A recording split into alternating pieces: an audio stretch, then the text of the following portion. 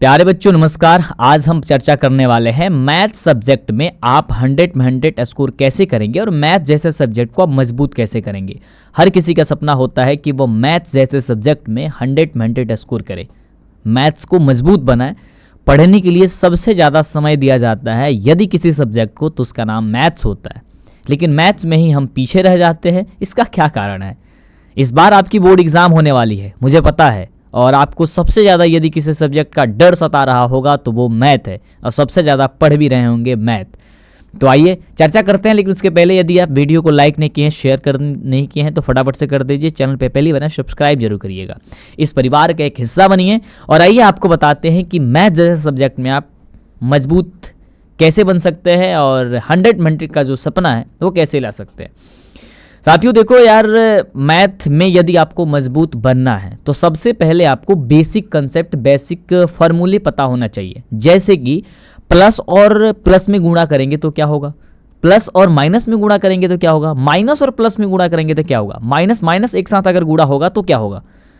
ये छोटे छोटे जो पॉइंट्स होती है वही मैथ को मजबूत बनाती है। और अक्सर हम क्या करते हैं कि मैथ के बुक खोले, टीचर हमें पढ़ाए हैं, जैसे जैसे वो पढ़ाए हैं वैसे वैसे बनाना स्टार्ट कर देते हैं। इस समय तो बना लेते हैं, लेकिन जैसे ही कुछ समय बीतता है तो हम उसमें फिर अधूरे रह जाते हैं, यानी कि बन ही नहीं पाता। फिर कहते हैं यार मैथ बड़ा यार टफ है, तो मुझे समझ ही नहीं आ रहा है, आता ही नहीं है, कितना भी पढ़ ले।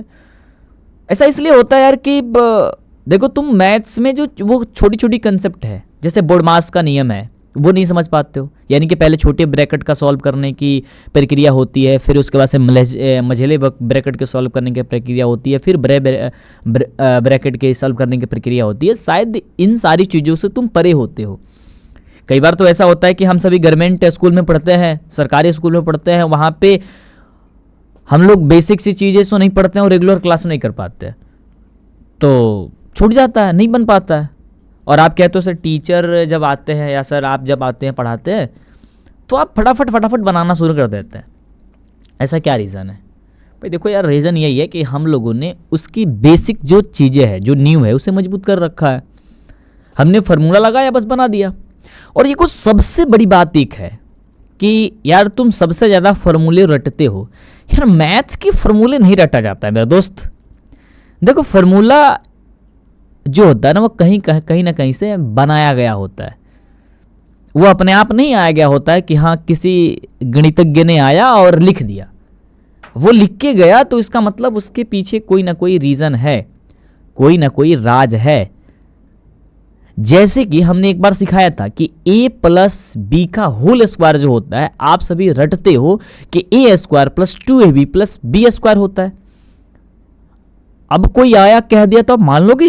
नहीं ना, इसका कोई नियम है और ये नियम हर जगह लागू होता है, तो इसे फॉर्मूला मान लेते हैं। अब a प्लस बी का होल स्क्वायर का मतलब क्या है कि a प्लस बी को 2 बार गुणा कर देना। तो आप गुणा जब करोगे ना a प्लस बी को 2 बार, तो देखना फॉर्मूला ऑलरेडी रेडी हो जाएगा। और दूसरी चीज कि आप जितना ज्यादा आपसे प्रैक्टिस हो जाए वो प्रैक्टिस करना। देखो सबसे बड़ी गलती क्या होती है हर एक स्टूडेंट से, हम भी स्टूडेंट हैं, अभी भी हैं, पहले भी थे, भले ही पढ़ा रहे हैं आपको, लेकिन मैं अपने आप को स्टूडेंट ही मानता हूं। मैं भी आपसे कुछ सीखता हूं, मैं अभी आपको कुछ सिखाता हूं। देखो यार, पढ़ने जब हम लोग बैठते हैं ना तो सबसे बड़ी गलती हम लोग की ये होती है कि हम सोचते हैं यार कि आज पूरा चैप्टर को खलास कर देना है। यकीन मानो मेरे दोस्त कि यदि जिस दिन तुमने ये सोच लिया कि मेरे पूरे सब चैप्टर को समाप्त कर देना, खलास कर देना, समझो कि सबसे बड़ी गलती कर रहे हो। करना क्या है कि बस एक टॉपिक को खलास करने की कोशिश करो कि मुझे एक टॉपिक ही पढ़नी है। जैसे मैं मान लेता हूं कि आपको ये पढ़ना है कि किसी भी दो संख्याओं के बीच में एचसीएफ और एलसीएम निकालना है, तो सिर्फ उस दिन या जब तक आप एचसीएफ और एलसीएम निकालना पूरी तरीके से नहीं सीख जाए, उस पर आधारित सैकड़ों क्वेश्चन आप न कर डालें, तब तक आप उस टॉपिक को छोड़े ही मत। बस इतना ही पढ़ना है तुम्हें, फिर मौज मस्ती अगर नहीं है। देखो यार, जो टॉपर बच्चे होते हैं ना, वो क्या करते हैं, वो आते हैं, टीचर ने आज एक ही कंसेप्ट पढ़ाया तो एक ही कंसेप्ट को पढ़ लेते हैं, फिर उस पर आधारित क्वेश्चन को सॉल्व कर लेते हैं। तुम क्या करते हो, पूरे चैप्टर कोशिश करते हो खत्म करने पर, पूरे चैप्टर में कम से कम 7 से 8 कंसेप्ट होती है, 7 से 8 तरीके से चीज़ों को बनाई गई होती है, तो आप उस पर चर्चा करने लग जाते हो, उस पर आप समय बिताना कर देते हो, जिसके कारण सारी चीज़ें जो है ना बेकार हो जाती है। तो साथियों, मैथ्स में यदि मजबूत करना है और यदि बोर्ड के एग्जाम में यदि तुम्हें टॉपर बनना है, भाई तुम सबसे पहले एक एक कंसेप्ट को क्लियर करना शुरू करो। एक्सरसाइज वाली जो क्वेश्चंस है, जो प्रश्नावली वाली है, अक्सर आप उसे सॉल्व नहीं करना चाहते हो, उसे सॉल्व करो, क्योंकि उसी से सब कुछ बना हुआ है। वो तुम्हारे ऑब्जेक्टिव क्वेश्चन क्यों ना हो, वो तुम्हारे सब्जेक्टिव क्वेश्चन क्यों ना हो, सब कुछ बनते उससे से हैं। और मैं तो आपको प्रॉपर प्रत्येक दिन हमेशा आ रहा हूं आपके बीच में। अब तो कुछ दिनों से आपके लिए मैं लाइव सेशन में 1 शॉट की क्लास लेके आ रहा हूं, जिसमें कि सारी कंसेप्ट को क्लियर कर रहा हूं। अगली गलती एक होती है कि तुम लाइव पढ़ना नहीं चाहते हो।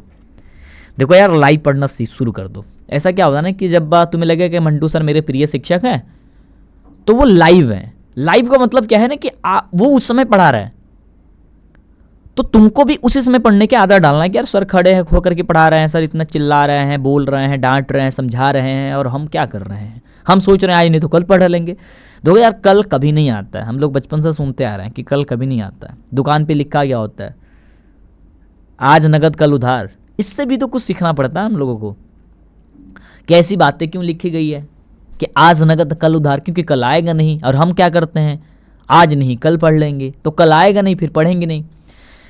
यार देख, एक चीज़ मैं बताता हूँ, माँ बाप बहुत आस लगाए बैठे होते हैं कि मेरे बच्चा अच्छा करेगा, मेरी बेटी अच्छा करेगी।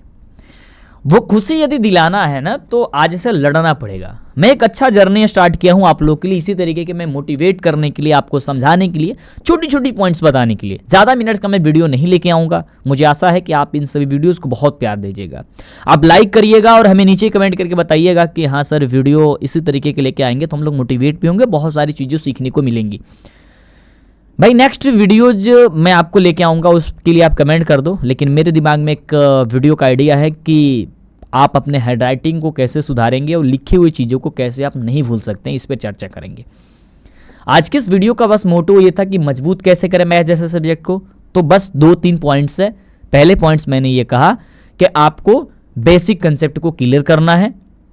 दूसरी कंसेप्ट मैंने ये कहा कि आपको एक दिन में या 2 दिन में सिर्फ 1 या 2 ही कंसेप्ट को क्लियर करना है। जैसे एचसीएफ निकालना, सिर्फ एचसीएफ निकालना सीखो। अगर तुम्हें सिर्फ आपको भाग देने की प्रक्रिया सीखना था, केवल भाग देने की प्रक्रिया सीखो। सारी चीजें एक दिन में करने की कोशिश मत करना।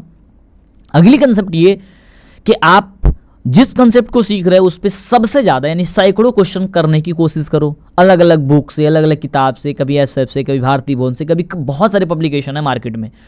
आपके पास नहीं है, मार्केट में जाओ, फोटो क्लिक करके लेके आ जाओ, वेबसाइट पे गूगल पे सर्च करो, वहां पे क्वेश्चन आ जाएगा, उसको सॉल्व करने की कोशिश करो। नहीं बनता उसी में घुसेड़ रखो, घुसे रहो उसमें, ऑटोमेटिक देखोगे भाई साहब 2 से 3 महीने के अंदर में ना तुम्हारे सारी जो कंसेप्ट है वो क्लियर हो जाएगी और तुम बहुत बेहतर बन के निकलोगे और तुमको पीछे करने वाला कोई नहीं होगा।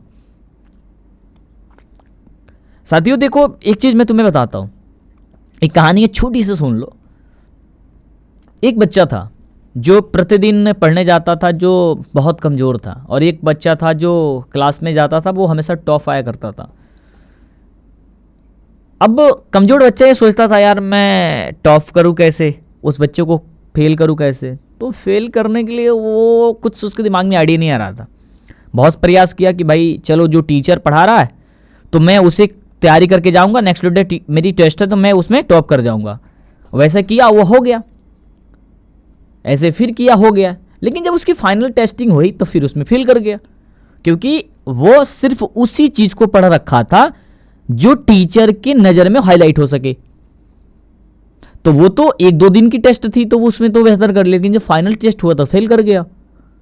तब उसने सोचा कि मुझे डेली फर्स्ट नहीं बनना है, मुझे डेली रैंकिंग नहीं लाना, मुझे क्या करना है, न्यू तैयार करना है। उसने क्या किया कि चैप्टर 1 से स्टार्ट किया, कंसेप्ट को क्लियर करना शुरू कर दिया, बेसिक चीजें पढ़ना शुरू कर दिया।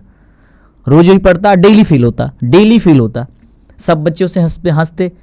लेकिन 2 से 3 महीने के बाद से ऐसा हुआ कि वो कम भी पढ़ता फिर भी टॉप करता, कम भी पढ़ता फिर भी टॉप करता, और थोड़ी सी भी समझ टीचर जो है समझा के जाते फिर भी वो आगे की प्रक्रिया को कर देता। ऐसा इसलिए क्योंकि उसने सारे कंसेप्ट को क्लियर कर रखा था।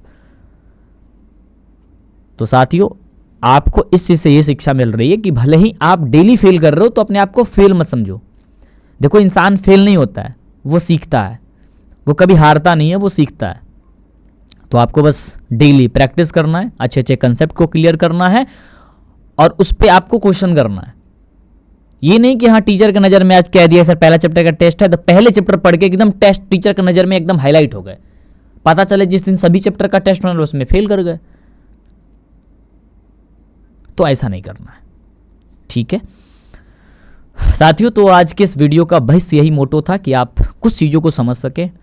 आगे कौन सी वीडियो पे आप कौन से टॉपिक पे वीडियो चाहते हो मुझे ज़रूर बताओ।